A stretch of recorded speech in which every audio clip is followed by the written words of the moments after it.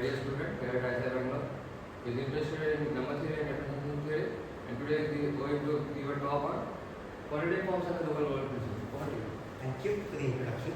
So, as the topic says, I will be telling you about the local global principle, which is this technique in number theory where you start with a problem over the rationals Q and you try to work with it over its completions. What do I mean by completions? I will get to that in a moment. And based on whatever conclusions you derive there, you try to say something about Q itself. With respect to quadratic forms in particular, this has turned out to be very useful. So, before I move on, maybe I should tell you what I mean when I say quadratic form. So, a quadratic form is just a homogeneous polynomial in some number of variables of degree 2. So, for example, your x squared plus y squared minus integral coefficient, all of these are quadratic forms. And in more generality, it is something of this form.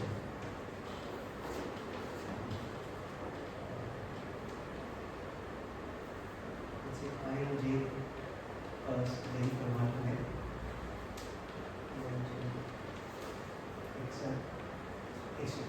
Okay. This is the general form of a quadratic form, and based on this indexing, it is sort of natural to sort of think of the quadratic form as a matrix, which we can do. Let's say A subscript f. Matrix with respect for f with respect to some basis is just taken to be this p-adic. Whatever I and j vary from 1. And usually, if you work it out, you can, without loss of generality, assume that you have aij equals agi. Right? Because you can cut the terms and then divide by 2. As long as you are not working characteristic 2. And what that translates to is your matrix being symmetric. Okay. So this is a quadratic form. And the sort of problems we usually try to answer with quadratic forms is what sort of elements they represent. What I mean by that is, when can I plug in, say I want some element alpha in whatever structure I'm working with, ring a field, Q, Z, R, whatever you want. So you have an element alpha and you ask whether, if I plug certain things, let me see this X here. It's a vector with n many variables. When can I plug in elements so that I get alpha as an output? And one distinction I have to make for the case when you want to represent f of x tilde equal to 0, you can very trivially do this. Set all of them to be 0 and you got 0. So for this case, we assert that your x tilde is not the 0 vector. So for 0, you want a non-trivial representation. This is what it means for your quadratic form to represent an element. And yeah, the natural question is to ask what sort of elements can be represented by a quadratic form. And if you want to make the problem harder, you can always say, well, I'll not work with the field, I may work with something like the integers. Because we no longer have the freedom of the vector space structure. And of course, this has led to many classical problems in number theory. One of which was definitely covered in a course here. So the 2 squares problem, right, which was solved by Fermat in the, I believe, 1600s. And the characterization was not very hard. If you want to determine whether n could be written as a sum of 2 integer squares, you prime factorize it first. Say 1, 2 here, and you can write this in this form. If and only if it factorizes like this, and 2 divides the exponent whenever your pk was 3 mod. Okay, so this is characterization. And now once you got a nice characterization of 2 squares, the natural question was to ask what happened if you add another square. So what numbers could I write as a sum of 3 squares? That is one of the problems we discussed today in proper detail. The characterization of this was provided by Legendre in 1798.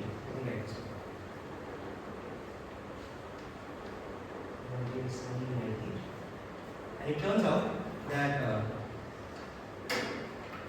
a number can be written of this form if and only if it is not something of this form. So power of 4 times something that is 7 more. And put one step further. Let's say x squared plus y squared plus z squared plus w squared equal to n. Well, there isn't really a need for a characterization here because this holds for all n. This was proved by Lagrange. Lagrange in 1770. So strangely enough, although this would follow very easily from here, this result was proved much earlier. And while I will not provide the classical proof, I would encourage all of you to take a look at it. It is indeed really beautiful. Okay. So we try to answer this problem in this talk, and we'll cover it later on. So before I do that, as I mentioned, I talked about the completions of Q. And by completion, I mean the usual Cauchy completion. So one such completion is R. What are the others? And these are what we call the p-adic fields. I will just attempt to introduce them and talk about whatever we need to make sense of the results later on. Okay. So, suppose you start with, let's say, your absolute value that you have on Q. Right. The usual one you have on. If it's positive, return itself. If it's negative, return the negative of that number. Okay. And this satisfies a bunch of properties. So, firstly, mod of alpha is greater than equal to 0 and equal if and only if your alpha was 0. Second property, it was multiplicative. And third, it satisfied your triangle inequality. A plus B. And this is the usual absolute value you have. And if you completed Q, you took Cauchy sequences and took their limit, you would end up getting R. So one question that someone tried to ask one day was, well, what other maps can I have on Q that satisfy similar properties? And it would be easier if I gave it to you explicitly. So suppose you have a rational number of this one, okay, p and p by b, and I denote my new absolute value with a subscript p. And I have a few conditions here. I want my numerator and denominator to be co-prime as usual, and I do not want p to divide either a or b. Okay, p is any fixed prime. Okay, so you can, by the unique factorization, you can very easily do this. Pull out p as much as you can from both the numerator and the denominator, and we take the p-adic value, p-adic absolute value of this set to be 1 by p. Okay, yeah, this is well defined because of uniqueness, and I need you to check that well all of these are satisfied. All of these nice properties. Okay, in fact, for the last one, the p-adic absolute value satisfies something a little stronger. In fact, satisfies this.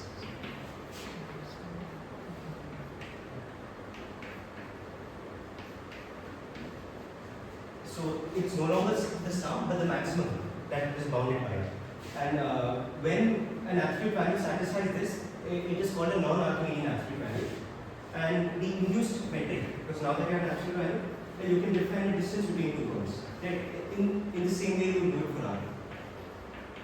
The p-adic value of their difference. Okay, and in this case, this is called an alternative. You can look up a bit more if you want. So yeah, a bunch of nice properties this satisfies. And when you complete this, you again take Cauchy sequences, and you complete with respect to this, you get QP. So QP is a completion.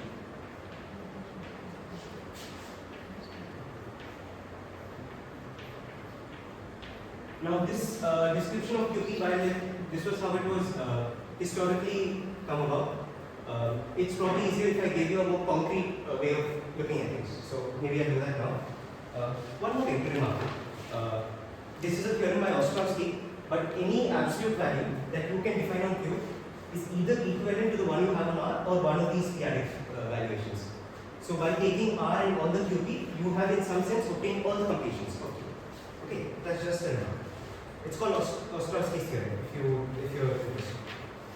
Okay, so for a more concrete description of QP, here's what we do. So suppose you start with some natural number, and you have your like base P expansion. So given any natural number, I can write it as something of this form. Say n starting from 0 to b, p to the d. Okay. By Euclid's division algorithm and whatnot, this representation is unique, assuming that your AD satisfy this condition. Right. So now what we can do is, rather than stopping here, we can let this go all the way to infinity. Okay. And this set of elements is what we call ZP or the p-adic integers. Now, in case you're worried about things not making sense here, because well, what about convergence? Don't worry, because with respect to this, this converges very well, because each of these terms here dips exponentially again with respect to this. Okay, so the terms are of this form and they make sense and they form a ring. What do I mean by ring? You have your addition, subtraction, and multiplication. And while it is not very obvious, I can maybe give you one example. So it is not very straightforward by an element like -1 would say here. But in fact, if you take your 80 to be equal to p-1, for all d, turns out this is the expansion of -1 in your z. And this is sort of heuristic, but why is that? Let me just write it down.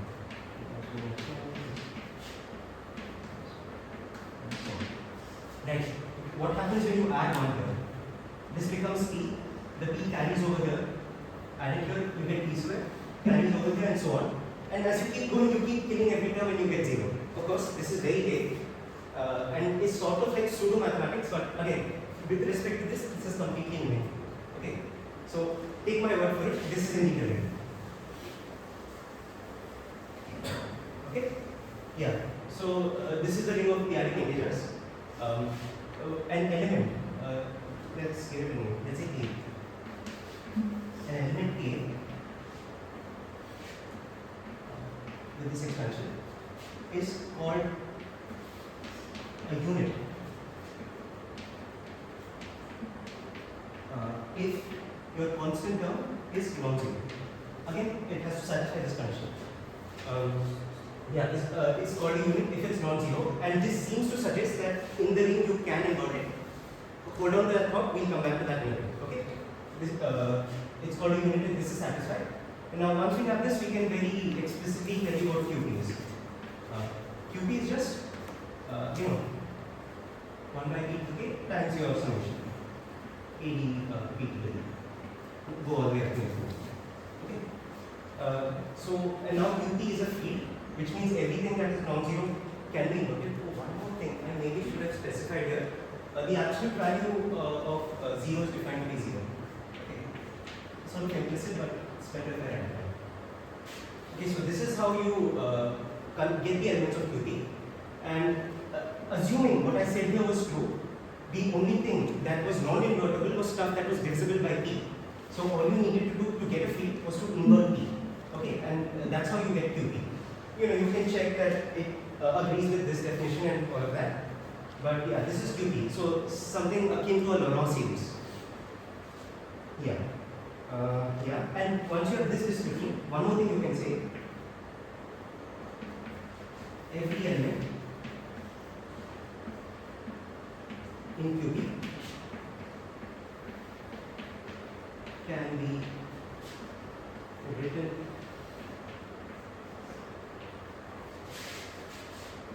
uniquely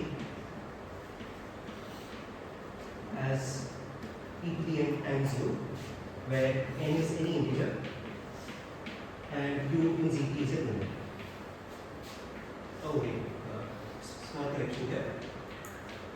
Every non-zero. Okay. Every non-zero element in QP can be written uniquely as this. Again, you just pull out an expansion of this form. Pull out a suitable power of p so that your a0 is now non-zero. And if the element is non-zero, you can always do this, and you can uniquely write it as something in this form. Okay. And in this case, finding the p-adic valuations or p-adic absolute value is not difficult, because the absolute value of p and p is just 1 by 2. Units have absolute value 1. Okay. One last remark before I move on to some results. Write down as a note.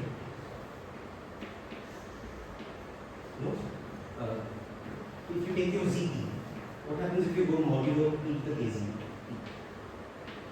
Turns out this host. Why? Because take an element here. When you go modulo p to the k, you're sort of killing off terms after some point. And that's what happens if you do the same thing here with Z.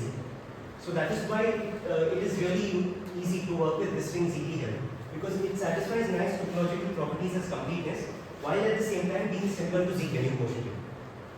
So yeah, this is what makes it very nice and easy to use. Okay, remember this will be very helpful. Now I'll cover one very probably one of the most important results when you deal with p-adics. This is what we call Hensel's lemma.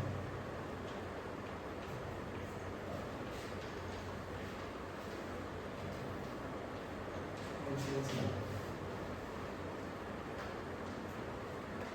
Let me write down the statement first. Let fx be a polynomial over Zp.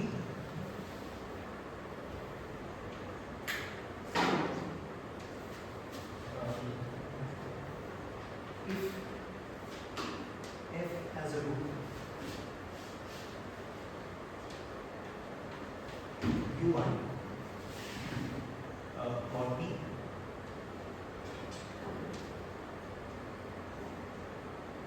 and if f prime u1 is not, let's say, not 0 mod p,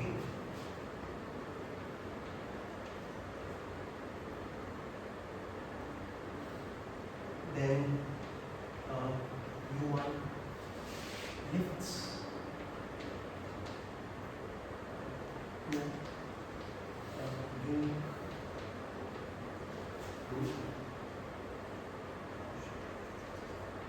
u in Z.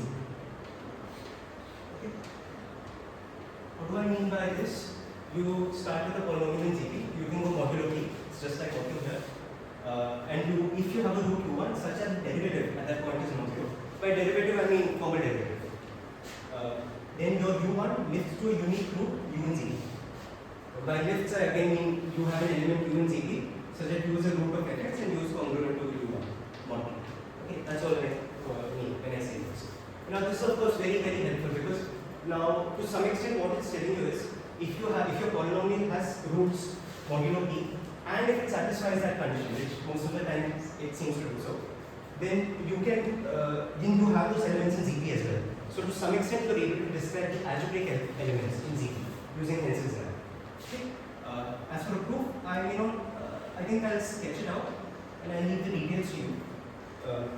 It is more or less an inductive proof because, like I said, if you want to get an element in Zp, you just need something of this form, this sort of expansion. And so what we do is we inductively try to pull out the coefficients of this. Okay. So let's see, proof is just induction.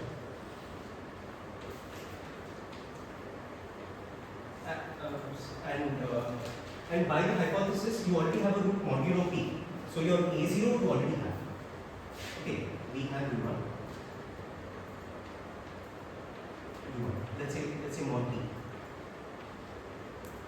And so induction hypothesis. Suppose you have uk. Let's write it down as n from 0 to z minus 1. A b to the p, a and b to the n. So let's say a and b to the n. And suppose you have this modulo p to the k. So you have obtained your coefficient, you have obtained your first k minus 1 coefficients. We want to get the kth coefficient. Okay, one because we want it to lift, right? So your uk should also be congruent to u1 mod p.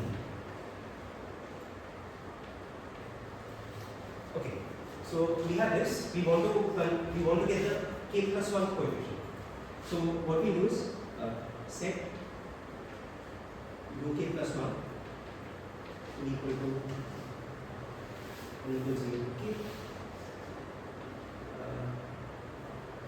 Okay, let me make an example. You set this to be uk plus some alpha times e to the k. Okay. So this uk has given you your first k minus 1 coefficients, and you're adding an alpha plus alpha e to the k. We want to determine this alpha, and we want to show it's unique. So at each stage you're getting a unique coefficient. So you set this.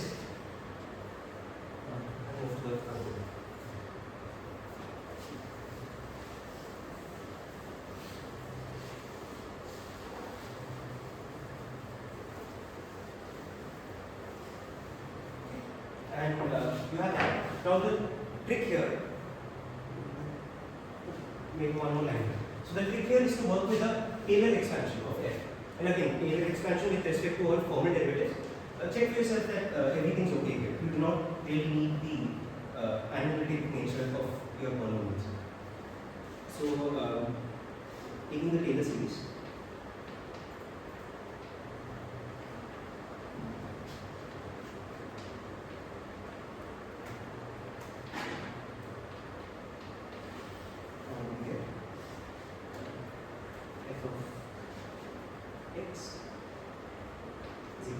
Let's say you center it at some point C, f of C plus f prime C x minus C by 1 factorial and so on.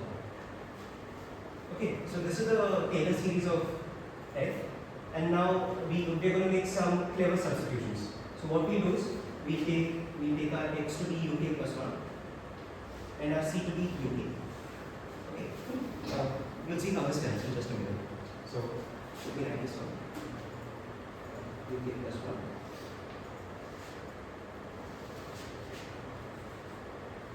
uk.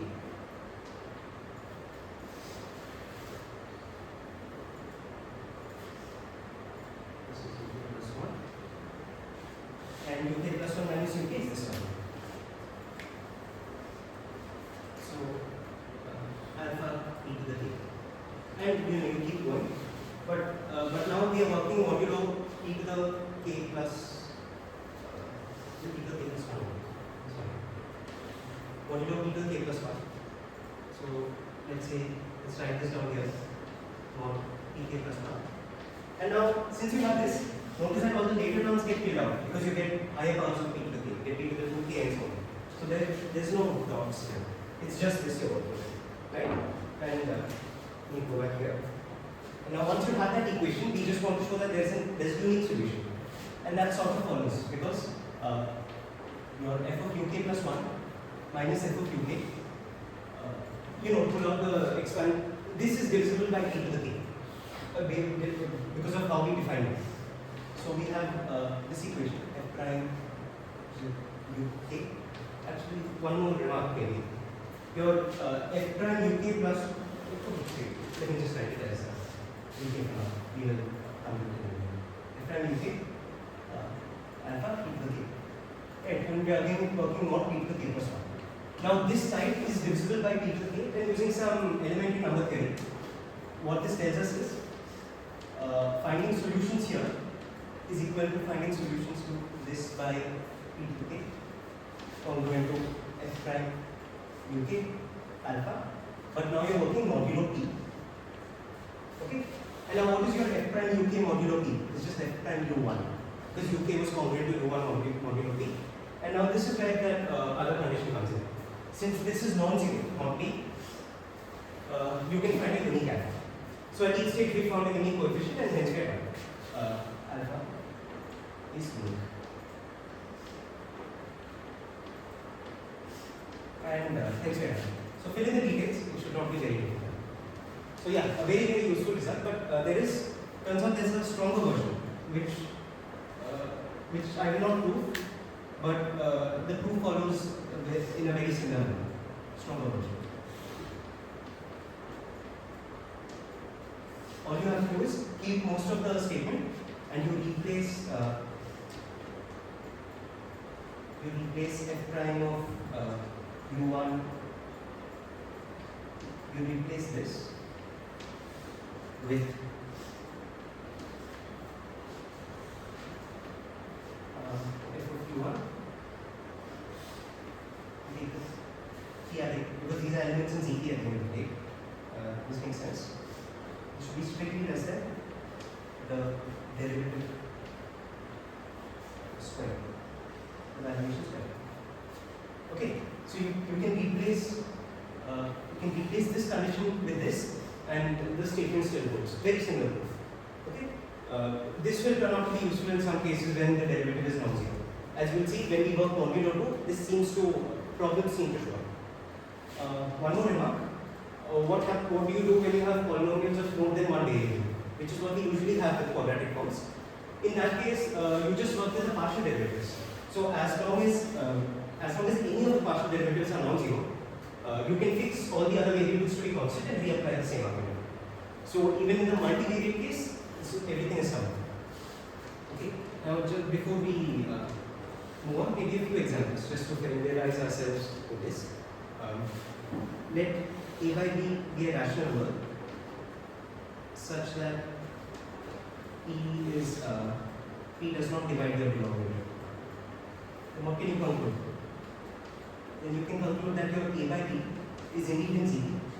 Why is that? You just take your polynomial to be bx minus a. And so this immediately, it's a very interesting result, right? Whenever your rational number has a denominator not divisible. Whenever your rational number has a denominator not divisible by b, that element sits inside GP. And this automatically tells you that Q is embedded inside QP as well. Right? Because you got QP by just inverting P, and that's all you needed to invert for it to sit inside QP. This is the first example. And the unit thing. Maybe I will that on this one.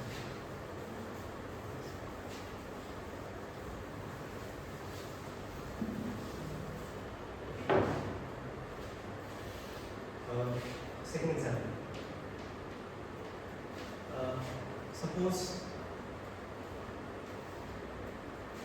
Suppose your constant term is not zero, and that is equivalent to saying u is not congruent to 0 mod p.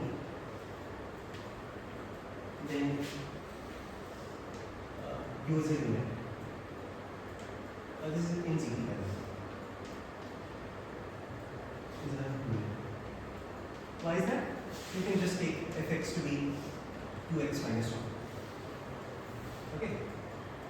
Yeah. Just take this to be ux minus 1. You have a solution modulo p, and hence it flips all the way up. Again, the derivative here is just u, which is non-zero mod p. One final example. Now, it's really some stuff we need for later on.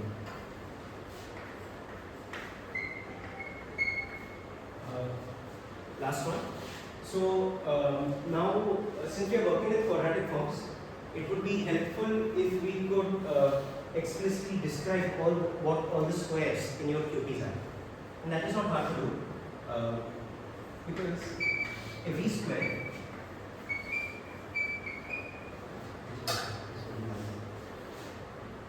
in QP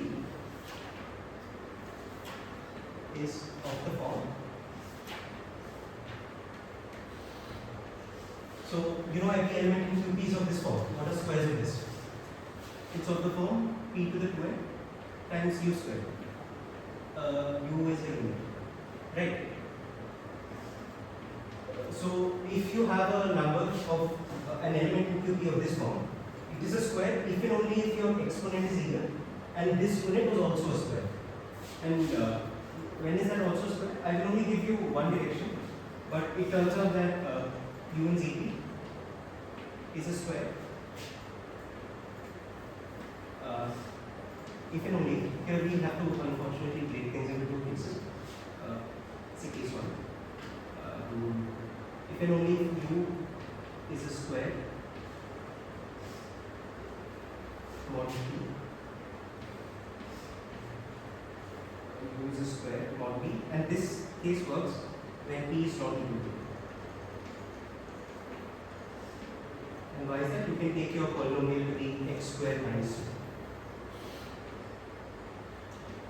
Okay. So finding this element amounts to you being able to solve this equation modulo p. And yeah, whenever you use a square modulo p, you have this. Yeah, and this is why we also need our condition where p is not equal to 2. Because what is the derivative of this? It is 2x. Right?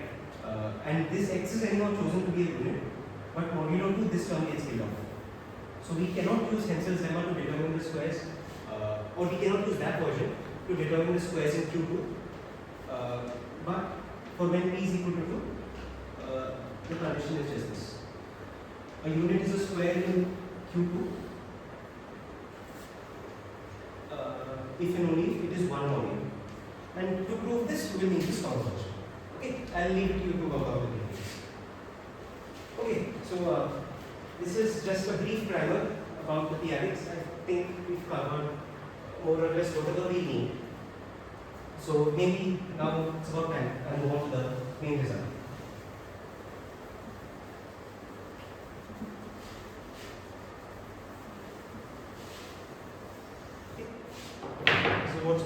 Hasse-Minkowski theorem.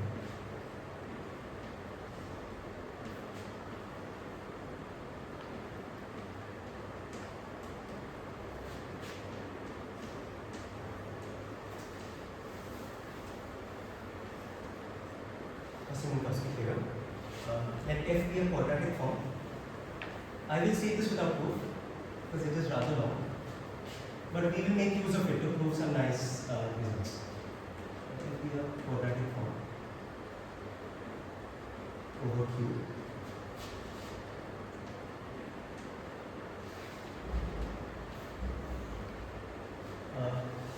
Then alpha in Q, you pick an alpha, is represented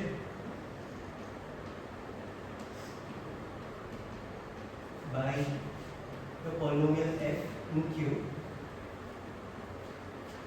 if and only if it is it is represented by f in QP for all p and r. So all the completions. So solving it over Q amounts to solving it over all the completions. Okay, and just for some clarity, since we've already shown that your Q embeds inside QP, once you have a quadratic form over Q, it makes sense in these two guys as well because Q sits inside these.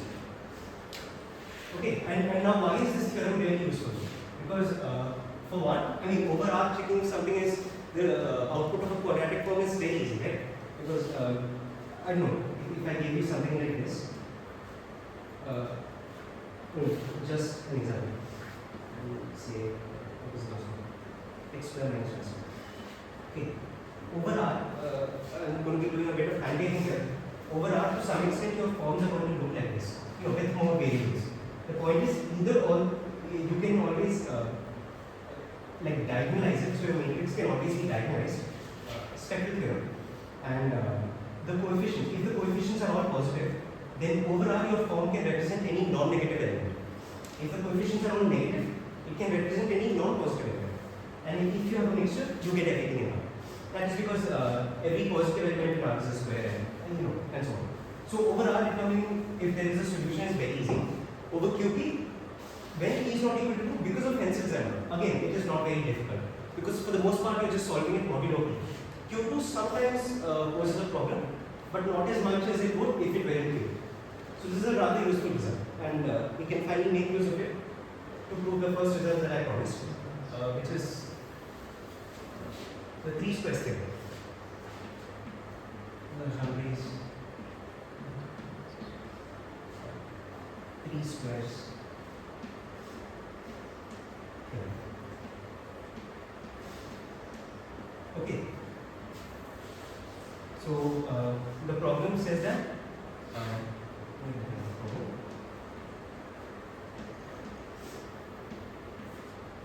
n can be written as a sum of 3 squares if and only if your n is not of the form 4 to the 8 times 8n plus 7. Okay, so one direction here is very easy. It's just elementary number theory, and I believe that's a backward direction. No, forward, sorry.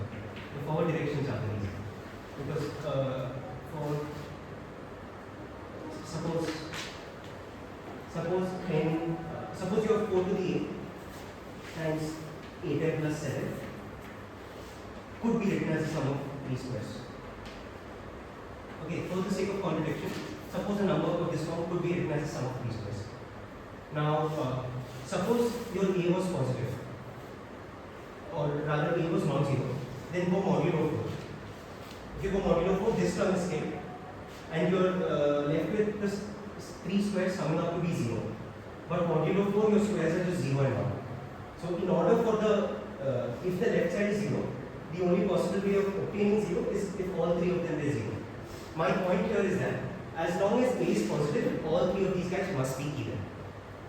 And so what that means is you can constantly keep dividing out by 4 until this A is given. And writing it down, I get x let's write 2a square plus y by 2a square plus z by 2a square. What does it do? 2 to the a square. 2 to the a square. Okay, and these are all integers because of the argument I just gave you. As long as this a is positive here, these three will remain equal. Okay, so now you have your 8 n plus 7 as a sum of 3 squares, and now go modulo it. Go modulo. And you're stuck with writing 7 as a sum of 3 squares modulo 8. Modulo 8, your squares are just 0, 1 and 4. You can check for yourself. No combination of these three adds up to 7. And so you're done. This is the easy side. And once you go modulo 8, you get a combination. Okay, this is the easy side. The other side is the hard one. Okay, let me first erase this. I hope you all remember the pencil now. Because I need the board space.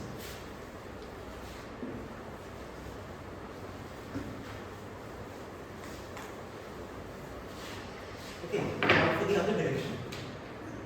So this will be the technique or the idea behind it. So we are given a quadratic form.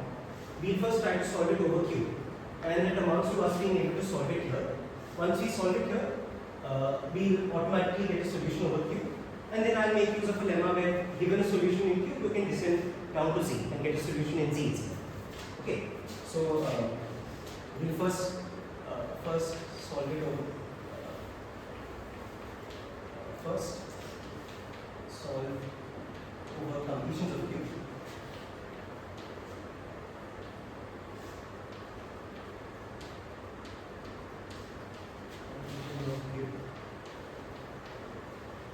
Okay, now this is not very difficult. For R, it's almost trivial because your root n 0, 0 is the solution. Right, solution to this equation. This is what we are trying to solve. Root n 0, 0 is the solution. For QP, P not equal to. What do we do here? Okay, like I said, this amounts to us being able to solve it modulo P. And to do that, let's do a small thing. Should turn out to be a little useful. Okay, ax squared plus by squared equal to c. So an equation of this form, mod P, always has a solution. Has a solution mod P. Has a solution. And this small claim holds even if P is true. And this is not very difficult to do. Very elementary techniques. So what we do is once you have this equation, move the second term to the right, c minus b by square. So now, how many elements can you have of this form? This amounts to you asking how many, assuming A and B are not zero. A and B are not zero. How many elements can you have of this form? It sort of amounts to you asking how many squares do you have modulo P? And it follows, very elementary result that there are P minus 1 by 2 squares that are units. But you throw 0 into the mix as well, and you get P plus 1 by 2 many squares. My point is, there are P plus 1 by 2 many elements of this form. And similarly, there are P plus 1 by 2 many elements of this form. Pigeonhole principle. You have one term in common, or there is some element that is of both these forms. And hence, by pigeonhole, we have a solution. Hence, by pigeonhole.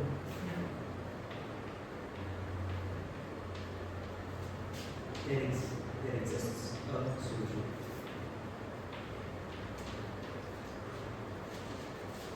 Okay, but we are not just done yet because we've gotten a solution mod P.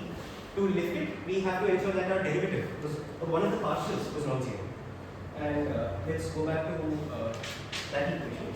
We have what? X squared plus y squared plus z squared equals n. Now, what you do, make a clever choice for z such that z square is not n. Why do we do this? Just to check. Choose z square not congruent to n mod. The reason we do this is if z square was congruent to n, you are solving this plus this equals 0. And the one solution you obtained could have just been 2 zeros. We do not want that. We want the derivative to be non-zero. Right? So you make this choice here, which you can always do because z square can be either 0 or 1. So pick whatever doesn't match with n. So make that choice, and you're solving x square plus y square equals something non-zero. Move this here. You're solving x square plus y square equals something non-zero. By the claim, you have a solution, and since the right side is non-zero, one of these two must be non-zero. And as long once it's non-zero, then the derivative is either 2x or 2y, depending on what partial derivative you choose. One of these will be non-zero. You can use Henson's limit. So choose that, and maybe write another line. This implies x square plus y square is equal to n minus c square, which is not congruent to 0. And now you can apply Henson's limit. Apply Henson's limit. Okay. Again, this is why we assume p not equal to 2, because the 2x would have been killed when you went modulo 2. So you can apply Henson's here. What about q2?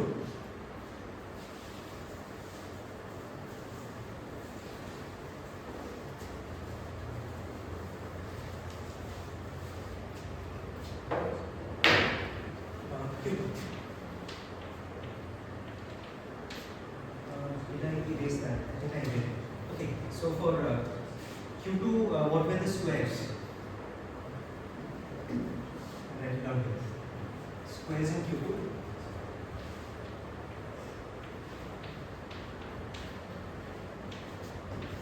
What was it? So it was even powers of 2, say 2 to the 2n, times units that were squares.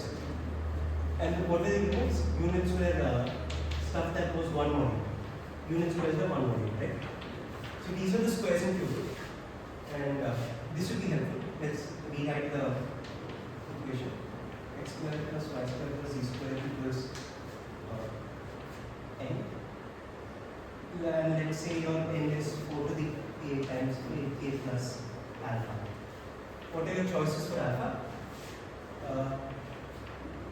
1, 2, 3, 5, and 6. Okay, 5 out of 3. We do not include 0 and 4 because that would have pulled out here. And we do not include 7 because, that is our hypothesis. Okay, so you have something of this form.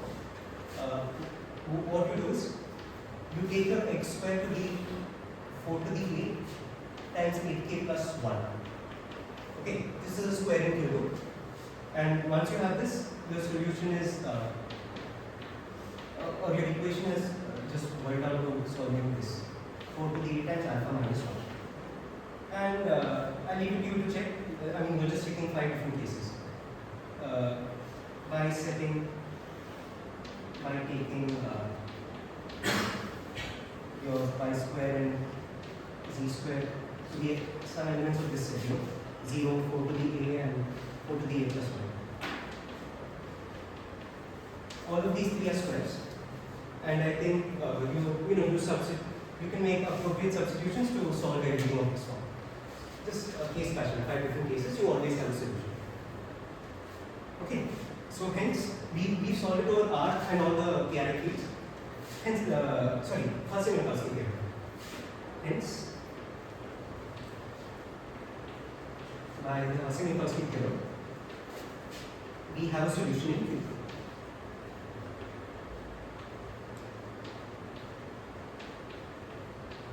Solution in Q. Great. So we are halfway through. Only thing we have to do is, we have given a solution in Q, we have to try and show that we can find a solution in C as well.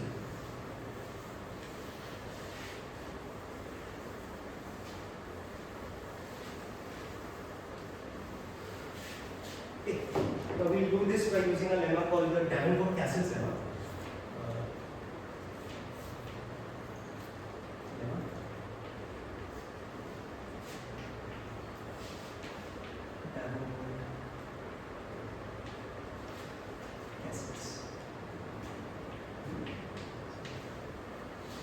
Let me write it down. Let f be our positive definite.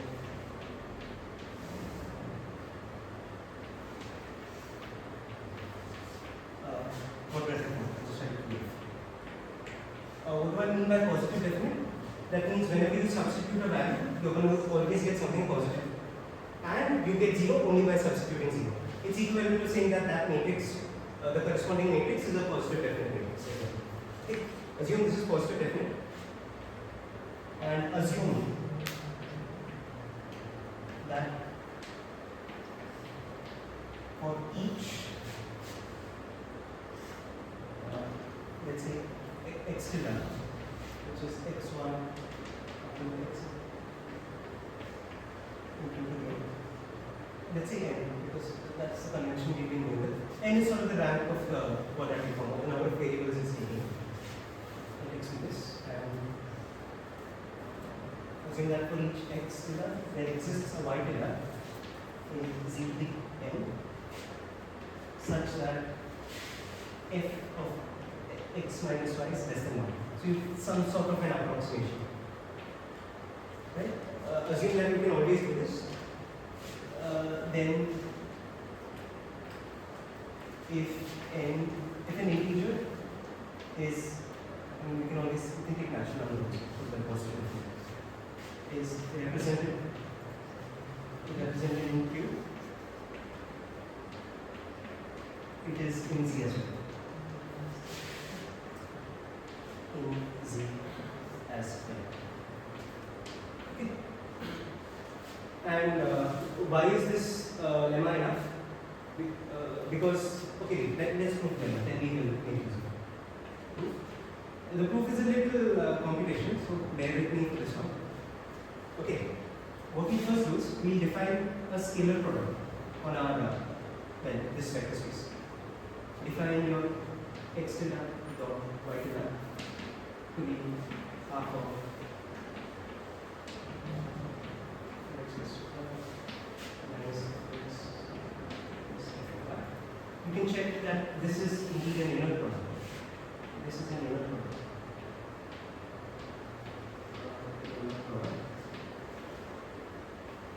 On Q. Why is that? In general, if you have any quadratic form, once you define a scalar product like this turns out to be both symmetric and bilinear. But you have assumed your f to be positive definite, and this positive definiteness carries down to the result. Okay, so this is indeed an inner product. I mean, it's maybe easier to see things with the matrix. Maybe a bit obvious that. Okay, so by the hypothesis, there exists some V tilde in Theorem such that n will, okay, one more. This is an inner product, and this also you can check. So x tilde dot x tilde is just f of x. Okay. Yeah, very similar to stuff you've probably already done in B.Math as well. Taking the scalar product of the element itself is the same thing as evaluating it as a quadratic form. Okay, so by the hypothesis, there exists some V in Q to the n such that your n was the scalar product of these two pairs. Since it was represented by, it was represented in Q, you have this. And so, what you can do is, you can use some integer t to kill off the denominators here. So, there exists an integer t such that your t square n would end up killing the denominators here, and this is equal to x tilde dot x tilde, where your x tilde is in z plane, it's a vector in z, and it is in this one, x tilde by t is equal to. Okay, or doesn't need to. You can really changing the values here. You just need to know this much. Okay, so you can find a t, you can kill the denominators here, and now what we do is we will make use of some sort of a minimality argument. So choose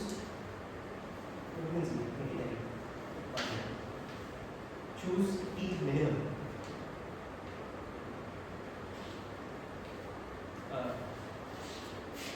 Say choose t and x tilde.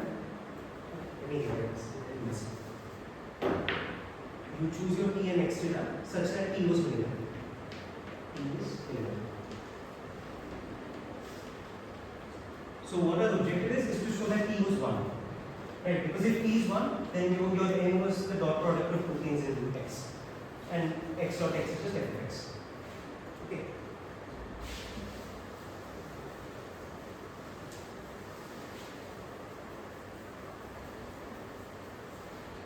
Okay, you choose t and x such that t is linear. Now by the hypothesis,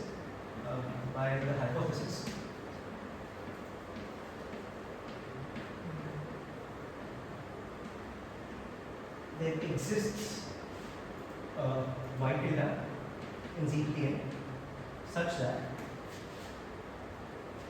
so now your x tilde by t, let me write it down first. Your x tilde by t is an element in Q to the n, and by the hypothesis you can get a y tilde such that f of this is less than 1. So if you write it this way, you have this and f of z tilde is less than 1.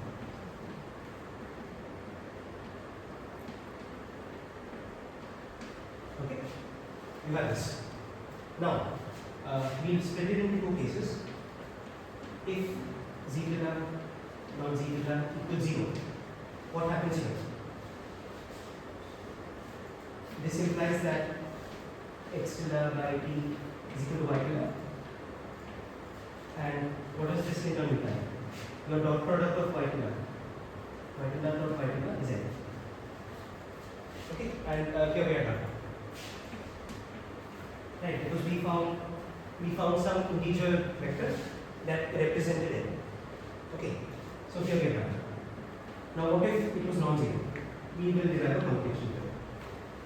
Z tilde over z tilde is non-zero. Then, this is where it gets a little magical, if you will. I will randomly define a few variables because they just seem to work.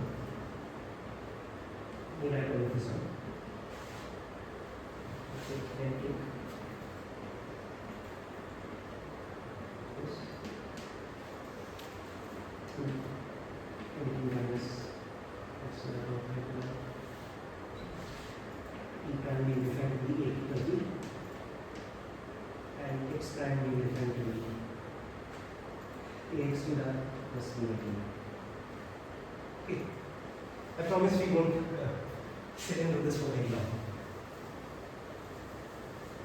We need to find some variables here, make use of them here.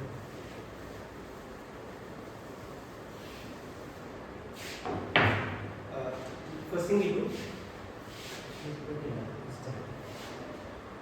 first we calculate the dot product of this thing.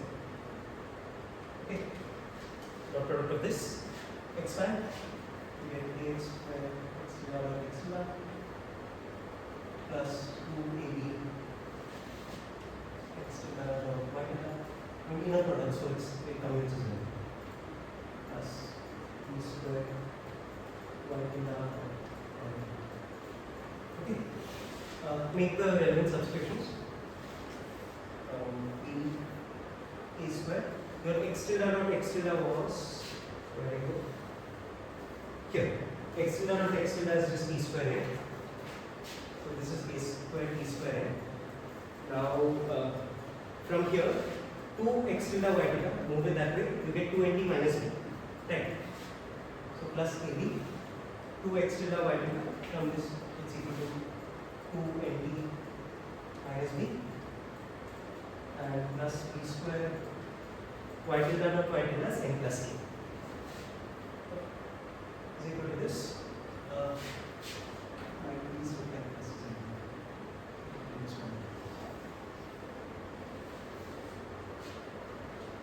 Okay, and you move around terms a little bit. You get a square t square n plus 2ab n minus a square b plus a square b, that cancels out, and you're left with a plus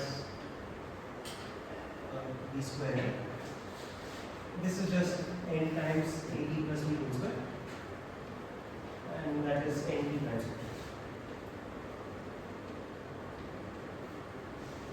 Okay, this is the first one. t prime. What is this equal to? Can we write it down explicitly? This is at squared plus bt.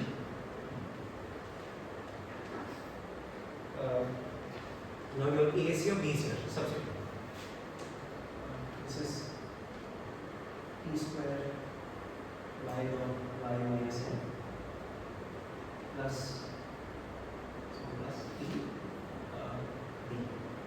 Over here, yeah.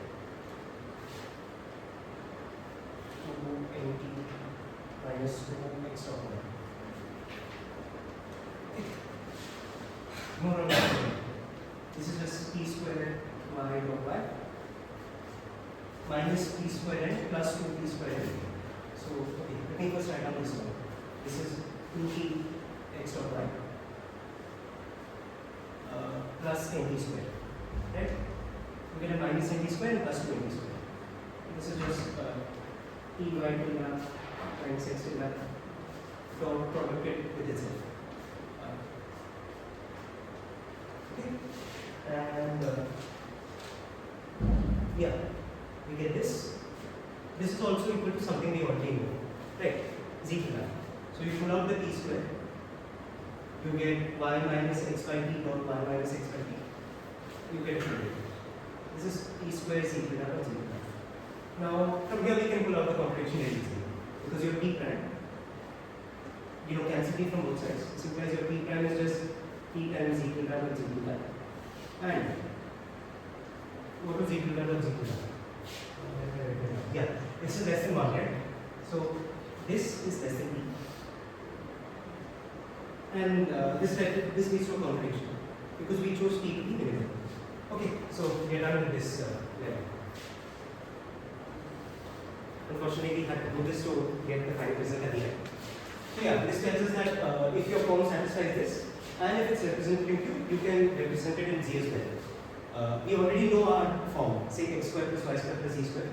We know it is represented in Q. We just have to check that it satisfies the hypothesis here.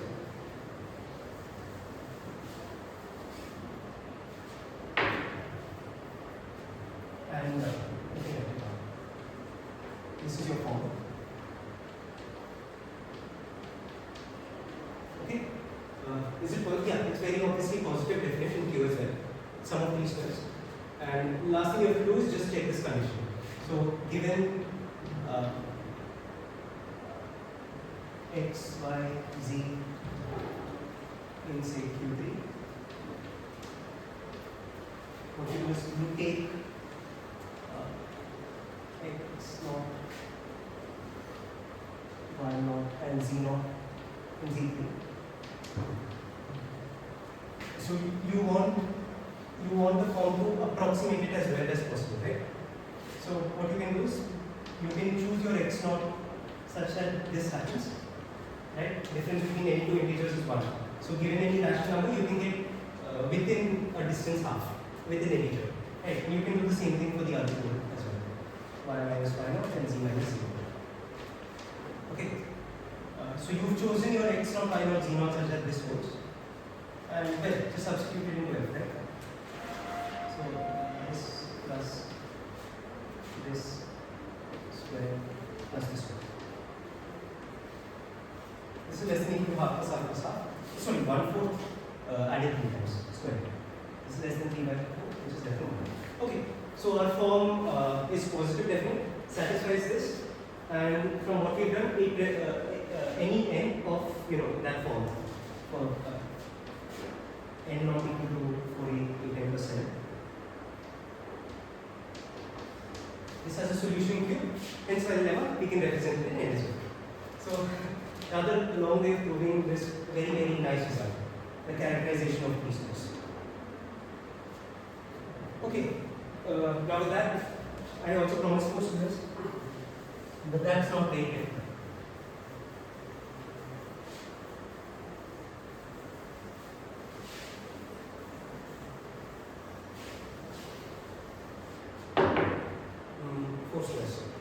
Right.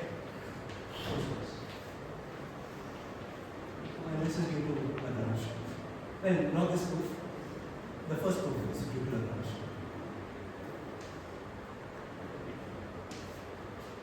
Now this is not very difficult. Excuse me, let's move on.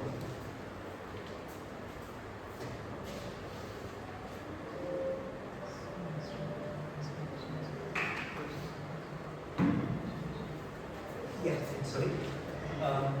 So for the four-squares theorem, all we have to do is we only have to check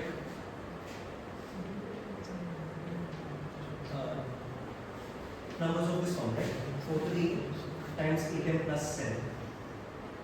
Because every other number was representable as a sum of 3 squares itself. The last one you could take easily. So you only have to check this. And this is, of course, very easily done. Because 4 to the times 8m plus 7 is the 4 to the plus 1 square. 8m plus 6. And yeah, by the 3 squares theorem, this is the sum of 3 squares. So yeah, once you have this is very easy. But as I mentioned earlier, there are much nicer proofs you can take a look at. And many more insightful proofs as well. So I would definitely encourage you to do so.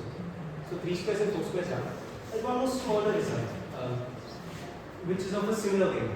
And this was proved by Gauss. It's called the theorem. Gauss.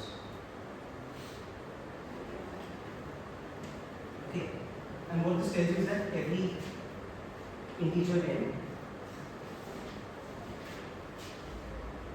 can be written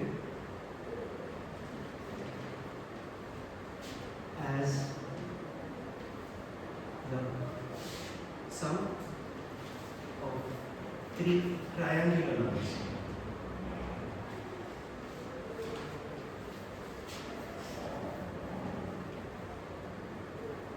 What is a triangular number?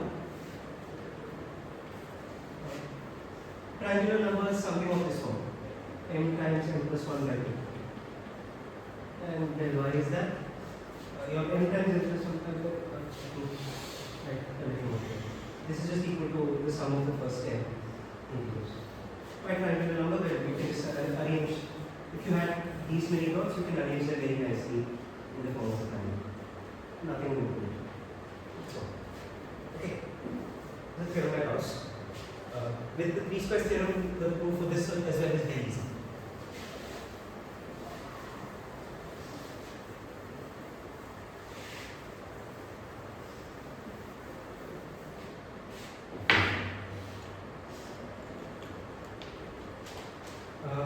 Proof. So, well, let n be an integer or a natural number. You want to write n as the sum of 3 triangular numbers, right? So then what you can do here is, let you take 8n plus 3 and write it as the sum of 3 squares. x1 square plus x2 square plus x3 square. Okay, and this is pre-modeled by the 3 squares theorem. It's the sum of 3 squares. And what more can I say about this x1, x2, x3? Well, go modulo 8. The squares modulo 8 are 0, 1 and 4. The only way you can arrive at 3 is plugging is for all of them to be 1 module. Or in particular, each of these 3 must be 1. Okay, let me write that down by going module. We get xi, let's say xi is 2 and minus plus 1. Or in particular, what I mean to say is they are all. So you can write it as this. And now it turns out that these are your candidates, the 3 triangular numbers. So let's say summation I equals 1 to 3, mi times mi plus 1 by 2. This is equal to, let's put the 2 out, half, equals 1 to 3, mi square plus mi. Okay. Now some small manipulations. Multiply 4 divide by multiply 4 and divide by 4. So you get here 4, and then you add 1 and you subtract 1. Okay. So this is 1 by 8 times 1 by 8. What is this? This is 2mi plus 1 whole square, right? And so this is just x1 square minus 1 plus y1 square minus 1 x2 square minus 1 plus x3 square minus 1. Right? x1 square plus x2 square plus x3 square was 18 plus 3. You are getting rid of the 3 there, divided by 8. You just get it. Okay, so another very elementary result proved using this. So now this, if you would have observed this, paves the path for a much broader problem. And if you know what these orthogonal numbers are, so you have your triangular numbers, square numbers, you can similarly generalize and, let's say you arrange the dots in the form of a pentagon. You keep extending whatever it looks like. There are nicer pictures on the internet.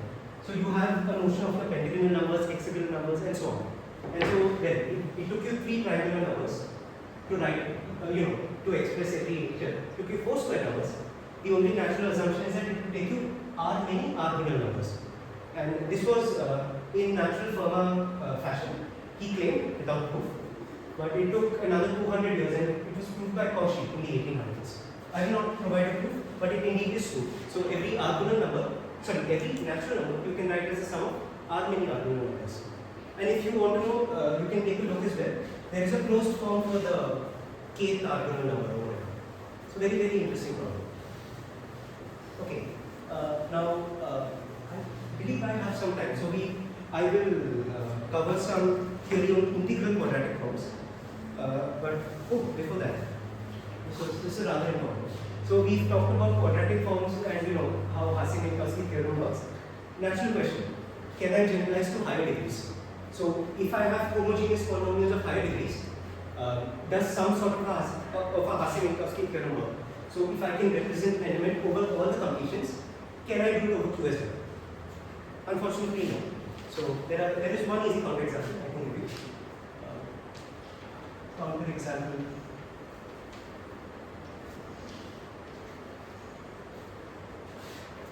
To the Hasse principle.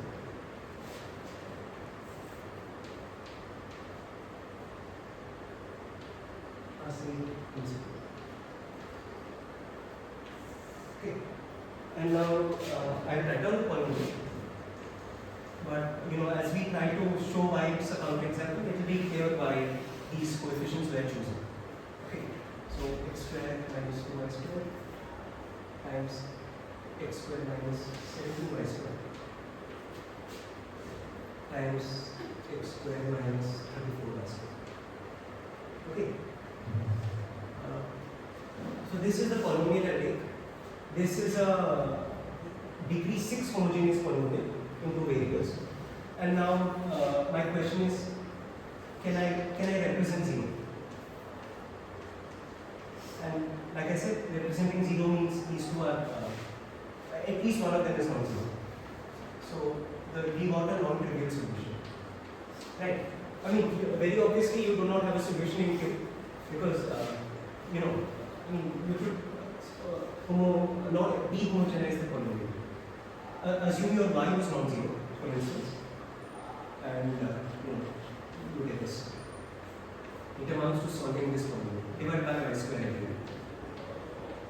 7 times x by y whole square minus 3. Okay, it amounts to solving this. I mean, you don't have a solution in Q. The square roots of each of these guys are irrational. Can you solve it over the others? Well, over R, very obvious, you have a solution. What about Q2? Q2, well, 17 is a square of Q2. It is one module.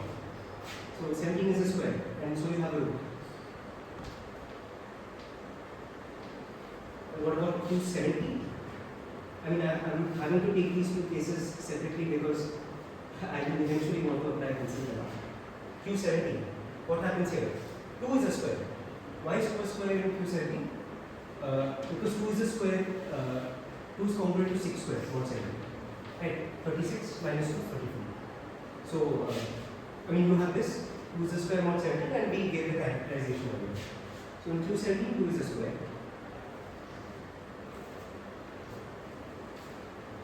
And what happens for other p? For other QP?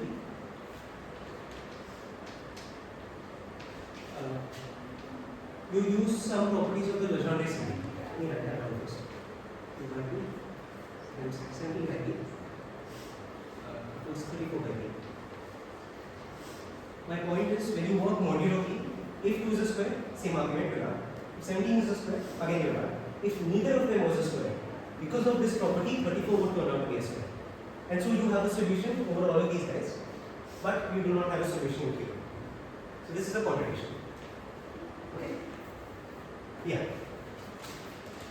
And just as a remark, that is why I took these two cases separately, because you need your Q to be equivalent to P and B to be equivalent. Yeah. So this is a counter example of degree 6, and there is another. Of course, now you can start asking how long can you know? Then 6 causes a problem. What if I try 5 or 4 or 3? Well, this is I won't show why this is a counter example. It's non-trivial. But Selma showed that this polynomial x2 plus 4 plus 5 is equal to 0. This is also a counter example. You do not have any solutions in Q, but you do so in other conditions. This is not trivial, so I will not show this. It's nice to have as many counter examples as you can. Okay. So there is a good amount of time. So we'll cover some theory of integral quadratic forms. Because a lot of what we've done, we were working over Q and trying to boil it down to Z. And that we did via the Davenport-Cassis lemma. But you can't always do that. And so sometimes you have to study these forms separately. So first, I will define what we call the equivalence of forms. Let f and g be quadratic forms. For the time being, they don't have to be only integers, anything, because this is just the definition of equivalence. We say that f is equivalent to g over some ring R. Okay? I won't specify what R is.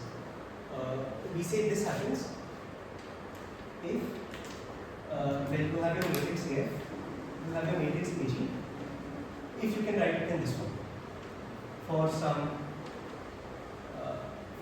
some invertible matrix S over here, G and R. Not real numbers, just ring R. And when n is the standard convention, n is the number of variables your quadratic form is in, or sometimes also called the rank. It turns out to be the rank of this matrix as well, in most nice cases at least. Okay, one more remark about this. What is the point of defining this equivalence relation? When you have two equivalent matrices or two equivalent forms, they represent the same set of elements. Why is that? Because maybe write it as a note. Note, since S is invertible, okay, how do I write this down? Let's say y tilde in your interpolation is of the form Sx tilde. Like y is in the image of x of S because it was in J and R. And then what does it mean for you to write f of y tilde? You can say g of y tilde. Yeah, g of y tilde. You can check for yourself. This is not difficult to check. This is just y tilde transpose ag y tilde. Oh, this is supposed to be f itself. Yeah, sorry, it's supposed to be f itself. Substitute is x.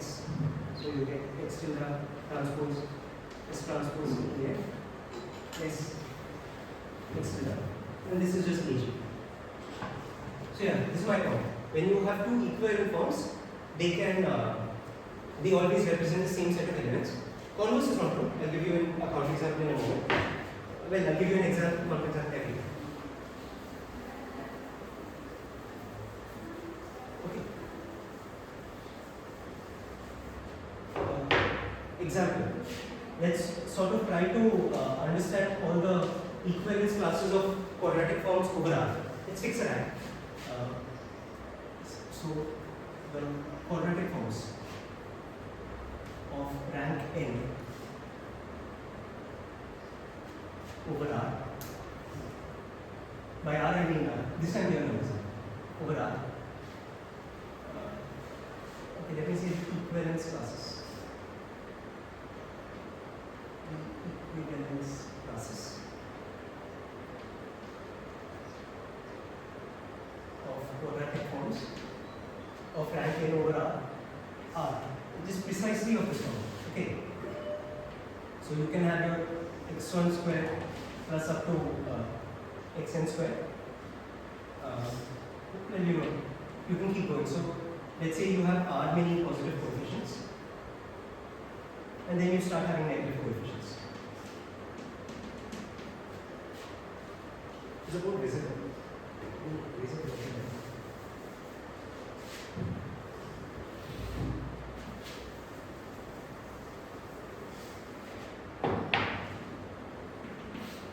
Minus, say, R plus S square.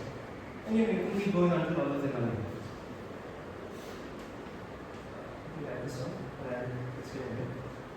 So my claim is that the equivalence classes are stuff of this form. So all the coefficients are either plus minus 1. It is, there are no cross terms. There is no x1, x2. So everything is of this form. Coefficients are plus 1, minus 1. And then depending on how many plus and minus signs you have, all of them together comprise an equivalence class. And why is this true? This is true by a result that we proved using elementary linear algebra.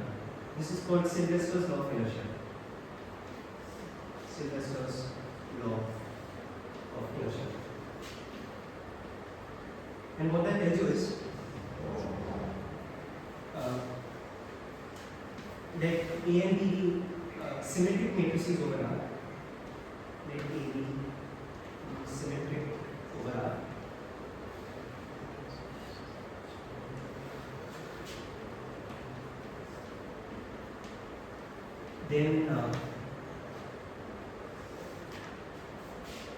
Then if A and B are similar, let's try to get this. If A and B are similar, what the result tells you is that the number of positive eigenvalues of both of them remains the same, number of negative eigenvalues is the same, and of course, multiplicity of 0 is the same. That last fact follows from, multiplying an invertible matrix does not change that. That is uninteresting. But the interesting part is the number of positive eigenvalues remains the same. And you can diagonalize it by the spectral theorem and all. So let me find this. Then it is A and B have the same number of positive and negative eigenvalues. So once you have this result, which this is not even this is not that difficult to prove. Once you have this, it is not difficult to see why, given any symmetric matrix A over R, you can you can find appropriate S and S transpose, such that you can write your A as a bunch of ones and then a bunch of minus ones, which is exactly what these forms are. The non-trivial part is showing that stuff in different things of like this are in different classes. So rather, let's say I have a 1 and a minus 1, and let's say a 1 and a 1. This case is probably easy, but in higher ranks, it's not very easy to say why these two are inequivalent. I will suggest some references at the end where you can find proofs for this fact, but this is true. So over R, you have exactly n plus 1 many equivalence classes of forms. And as for the counterexample here, that I just mentioned,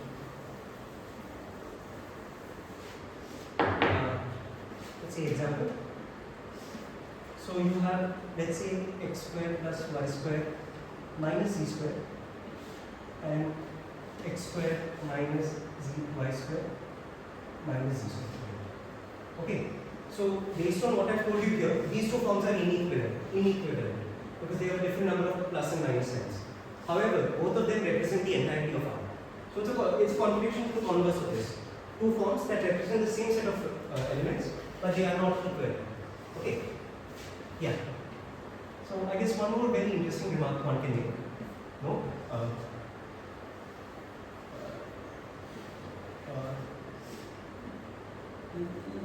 Alright, okay. Over R, there are n plus 1 quadratic forms equivalence. So up to equivalence of rank n. Right, so there are only finitely many for fixed rank. And it turns out for all the QP as well, it is finite. Over QP, there are, I will not tell you all the numbers, but point is there are finitely many quadratic forms of ranking. But this does not really hold for Q, right? But not for Q. Because you can check that px squared, where p is prime, p prime. This is an infinite collection of quadratic forms, all of which are inequivalent. Why are they inequivalent? They represent different sets of integers. Right? I mean, px squared represents p, but no other form. Okay. You know, sort of an interesting fact. Maybe that's finality of this system. Okay, and one more thing. It follows from Hasse-Minkowski and some stuff, other lemmas that I have not proven. It follows from Hasse-Minkowski that two forms are equivalent over Q if and only if they are equivalent over QP and over R.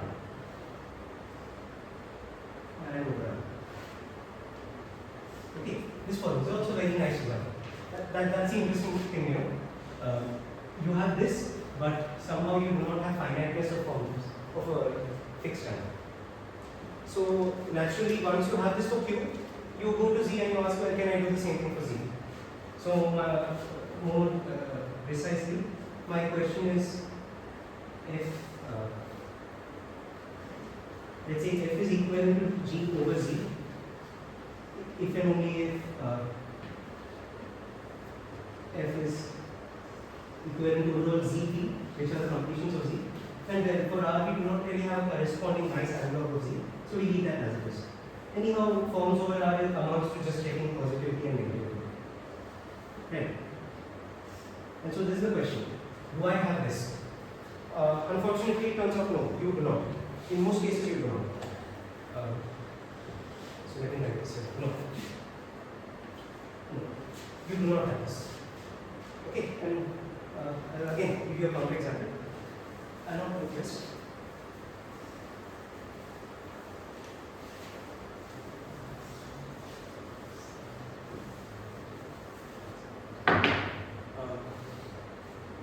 Okay, so example. You can take x squared plus 82 y squared and 2x squared plus 41y squared. I'll not prove it, I'll sort of sketch out how you can see why these two are inequivalent. Okay, or equivalent over all these tests. So over R it is very easy. Both of the coefficients are positive. So they are equivalent over R. Again, Sylvester's law of inertia. Over this, so to check over ZP, you know, if you spend some time over it, you realize that it amounts to showing that these two are equivalent modulo every power of p. Right, because anyhow, that's how you constructed ZP. You know, you pulled out coefficients by going modulo every power of p. So it's enough to check for this, to show this. You can check that for yourselves. And for this to truly be a counterexample, once this holds, we want to show that this does not hold. And you know, so you have this. And this is not difficult to show because what have I said here? I have told you that if two forms are equivalent, they represent the same set of elements. But over here, this form here represents the number 2, 1 and 0. This form cannot represent it. So these two are not equivalent over 0. Not equivalent over 0. So yeah, here's your counterexample. And you know, you try building theory and trying to make things work. So we have a definition. So assume f is a quadratic form over Z. We define the genus of f. Let me write it down and I'll explain. To be the set of classes of all forms G, where G is equivalent to f over all Z and R.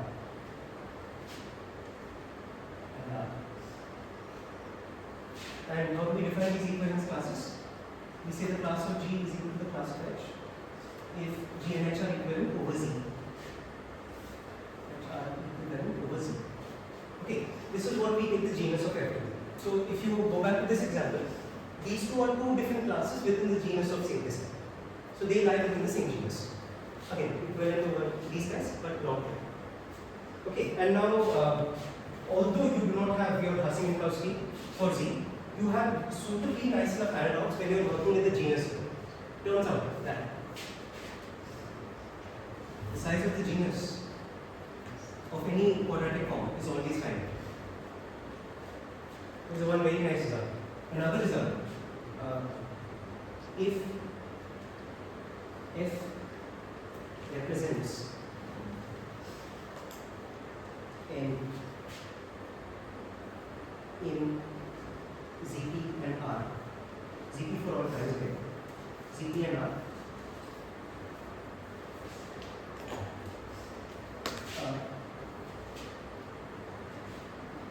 then there exists a form in the genus of F. Then there exists G in the genus of F.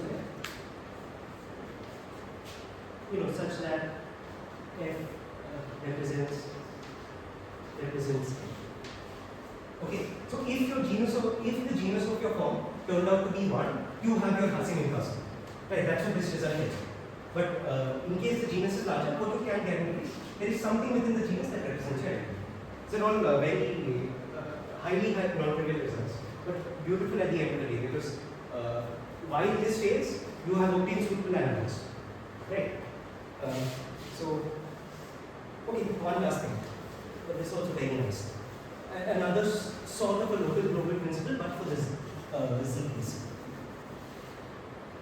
So before that, we make a definition here. Let O subscript Z of F be the set of all G and Z. Set of all matrices in G and Z such that S transpose. So under this,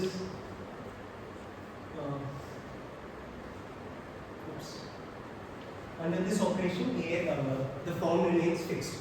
Okay, and for maybe an easier example, if you were to take O subscript R of say your identity matrix, that amounts to you finding invertible matrices in R, call them U, such that U transpose identity U is equal to identity. So this is just U transpose U equals identity. So that is why it's given the name O. This is just the orthogonal group of matrices. And you do something similar for Z as well. Okay? Now again, bunch of results without if F is positive definite, then it turns out that the orthogonal group is finite.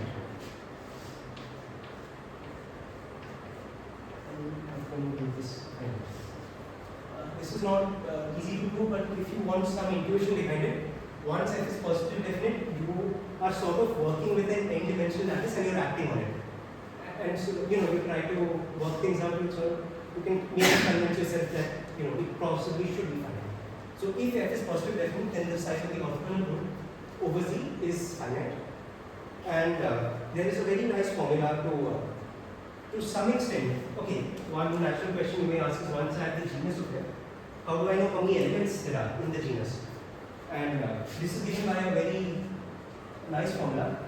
And this formula I'm about to give you is quite decent in terms of this theory, because the earlier results I gave you have got their first proofs in like the late 1700s. But this formula, or the Smith-Minkowski Siegel formula, this came about due to developments in the 19th century. Smith-Minkowski Siegel formula. Okay, I'll just write it down. It's a rather complicated formula. Okay. Smith-Minkowski Siegel formula. You define the mass of a quadratic form. Mass of your quadratic form to be this. M of F is just equal to You vary over all elements G in the genus of F. And you take this as a let me understand. Define mass of F, then F is positive definitely. Okay. Yeah, F is positive definite, so this is finite. Yeah. Define the mass of your positive definite form to be this. And now what the theorem tells you is that your mass of F, which is this, is equal to 2 times 5 to the 5 to the 10 plus 1 by 4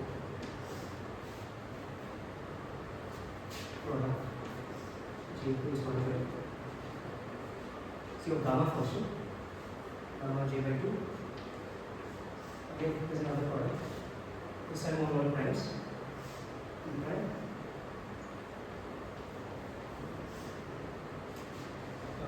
To NP of F. What is NP of F? I have to define that as well. Again, your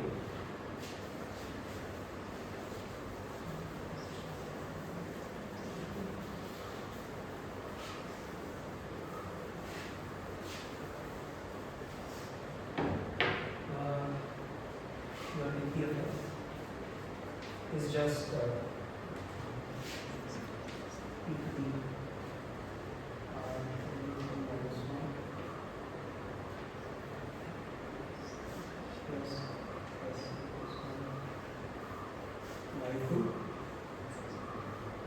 divided by NP R. Okay, and I have to tell you what this means. This is just equal to number of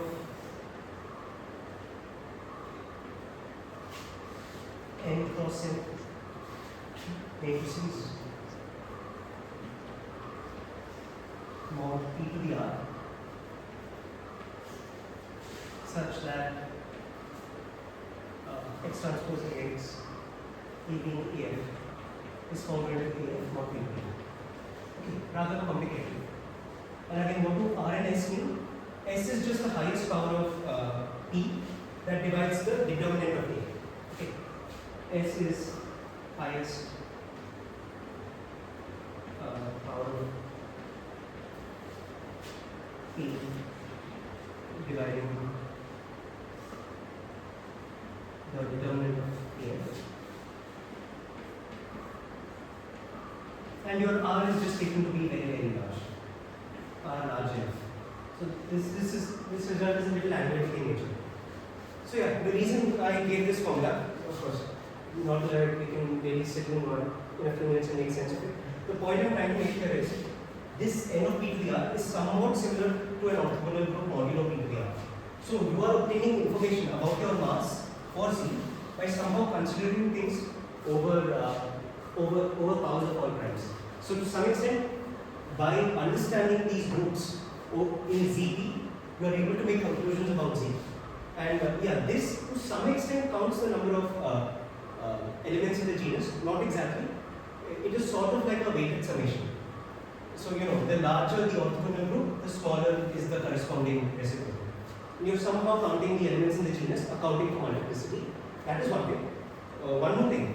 It turns out that through an application of this formula, you can approximate the number of solutions you have to your fx tilde equals, say, some element n being used. Let's say natural numbers. So that was the problem we are trying to work with at the end of the day, right? If I'm given an integer n, can I write it in this form? And again, harder question, how many ways can I do it? So this formula here provides you with an approximation as to when you can do it. And one final thing, it's already one last thing before I stop. I will give this formula to you in one of the nicer cases. Something that is called a unimodular quadratic. Okay. If f is unimodular, what does unimodular mean?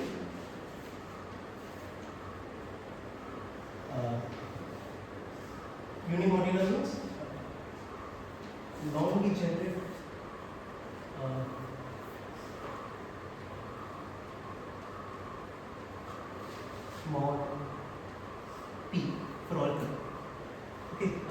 told you what non-degenerate means. Non-degenerate just means that the number of, with some hand waving, the number of variables is the rank of your corresponding matrix here. Okay, AF. So if AF is a full rank, we call it non-degenerate. So unimodular means it is non-degenerate modulo for all p, and this condition of unimodularity is indeed a rather strong one, because it implies that 8 divides the rank of the form. So the form over Z must have rank divisible by 8 in order for it to be unimodular. So what happens to something like, say, x square plus y square? Why is this non-degenerate? Turns out when you go modulo 2, this just becomes x plus y whole square. So you've somehow dropped by a rank. This is just equivalent to something in one variable. By going mod 2, you dropped a rank. So this is not unimodular. And this condition of unimodularity is very, very strong. It tells you that 8 divides the rank of your form. Okay, and yeah, they're not very easy stuff to work with. But in this case, the mass has some constants that might be familiar. So this is 1 by 2 to the n minus 1. That pi part remains. Pi times n into n plus 1 by 4. The gamma part also remains. G equals 1 to n. What about the last part? So you are putting together the masses with modulo all the primes. This turns out to be G equals 1 to n by 2 minus 1 zeta of 2g. Zeta is your Riemann zeta function, and another, your n by 2 is repeated. Okay. Again, n by 2 makes sense because 8 is dividing the rank of f, that is n. Okay. And this, this you can rewrite in a much nicer manner. This is just dn by 2, a little good b's. Dn by 2, j equals 1 to n by 2. d2j by 4j. Yeah. Okay. So yeah, when you try to find the mass of a unimodular form, you have your values of your zeta function popping up, and this b is the Bernoulli number, which should not be surprising because the value of the zeta function at the even integers, your Bernoulli number appears in the expression anyways.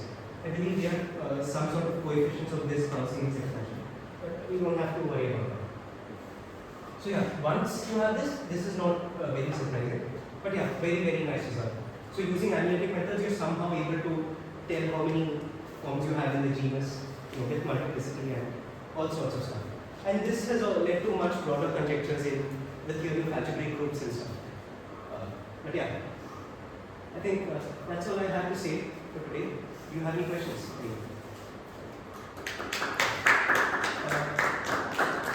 One thing, maybe I'll write down references because I told you I do. References to look at. GPC is a course in arithmetic.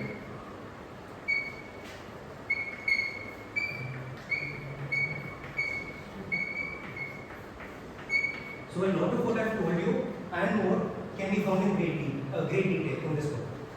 So if there's one book I would recommend, this would be the first one. And another book that you can take a look at is P-Adic Introduction to Quadratic Forms over fields.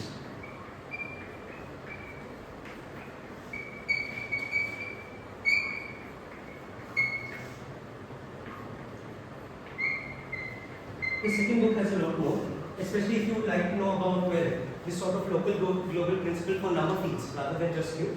You can take a look at this one as well. This has a lot of content. But yeah, that's it for me. So I guess there is a many more questions. Let us thank those people.